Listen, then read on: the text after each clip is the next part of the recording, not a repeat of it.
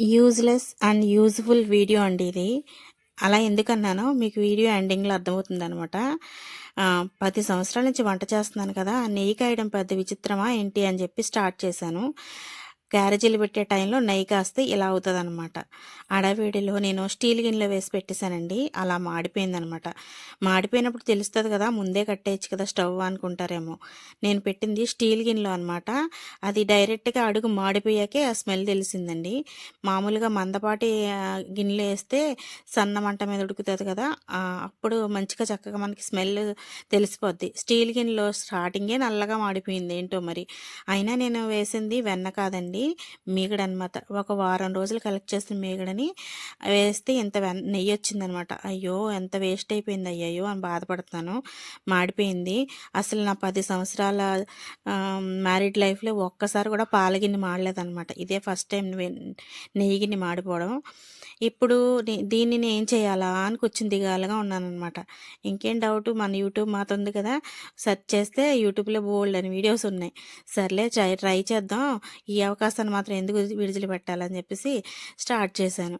Start చేసే ముందు process ఏంటంటే, అలా నల్లగా మాగిపోయిన ఈ నెయ్యిని ఇలా ఒక గిన్నెలో వేసుకుని దాంట్లో కొంచెం యాలక్కాయ, తర్వాత పెరుగు వేసి ఇలా మరిగించిన తర్వాత ఒక గిన్నెలో తీసి చల్లారబెట్టాలి. ఈ చల్లారిన నెయ్యిలో మళ్ళీ ఒక గ్లాసుడు నీళ్ళు పోసేసి ఎక్కడైనా ఒక చోట పెట్టుకోవాలన్నమాట కలిపేసి. తర్వాత కొంతసేపటికి అది తేరుకుంటుందండి పైకి. ఆ తేరుకున్న నెయ్యిని తీసి మళ్ళీ వేడి చేసి నెయ్యి వేడి చేసేస్తే స్మెల్ పోతుంది, మాడు స్మెల్ పోతుంది, యాజ్ ఇట్ ఈజ్ కలర్ వచ్చేస్తుంది అన్నారు. కానీ అస్సలు అలా ఏం జరగలేదండి. యూట్యూబ్లో వీడియోస్ చూసి చేశాను కానీ అంతా ఏం లేదు. ఎవ్వరు అలా చేయకండి. గ్యాస్ వేస్ట్ అనమాట మనకి. ఎంత ఎలా ఉందంటే ఒక సినిమాలో డైలాగ్ ఉంటుంది కదా, వండడానికి పనికి రాదు, వదలడానికి ప్రాణం రాదు అని. నాకు కూడా అలా అయిందనమాట. తినడానికి పని చేయదు, పడేయడానికి మనసు రాదు. అలా అయ్యిందనమాట. ఎప్పుడు ఇలా జరగలేదు. సో ఇప్పుడు ఎప్పుడైనా అన్ని పనులు అయిపోయాక తీరుబడిగా ఉన్నప్పుడు ఈ నెయ్యిని కాసుకోవాలన్నమాట. అది కూడా మాడుకు మందంగా ఉన్న గిన్నెలో. నేను ఇంతకుముందు చాలాసార్లు నెయ్యి ప్రిపేర్ చేశాను, స్టోర్ చేశాను, అంతా బాగానే ఉంది. ఓవర్ కాన్ఫిడెన్స్ అనమాట. ఒక్కొక్కసారి ఇలాగే జరుగుతుందండి టైం బాగాలేకపోతే. సో ఇలా తీసేసి మళ్ళీ కాసుకోవాలన్నమాట.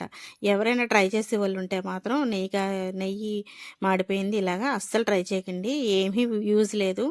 స్మెల్ అలాగే ఉంది. ఇది ఏ స్వీట్లో వేసినా ఈ నెయ్యిని ఆ స్వీట్ కూడా పాడైపోతుంది. సో దీన్ని తీసి పక్కన పెట్టేయడమే తప్ప యూజ్ చేయడానికి పనిచేయదు. కనీసం పప్పులో తాలింపు వేయడానికి కూడా పనిచేయదనమాట. మాడు వాసన వచ్చేస్తుంది. సో ఇలా నల్లగా అయిపోయింది, తెల్లగా అయిపోతుంది, టేస్టీగా అయిపోతుందని ఎవరైనా వీడియో చెప్తే మాత్రం అస్సలు చేయకండి. నేను చేశాను. అది అసలు పనికిరాందనమాట. సో నేను వీడియో స్టార్టింగ్లో చెప్పాను కదండి, యూజ్ఫుల్ అండ్ యూజ్లెస్ వీడియో అని. ఇలా మాడగొట్టేసి దీన్ని మళ్ళీ రిపేర్ చేద్దాం అనుకున్నాను కదా, అదైతే యూజ్లెస్ అనమాట. మీరెవరూ చేయకండి, అది మీకు యూజ్ఫుల్ అయ్యేది. ఐ హోప్ ఈ వీడియో మీకు నచ్చుతుంది అనుకుంటున్నానండి. అలాగే యూజ్ఫుల్ అవుతుందని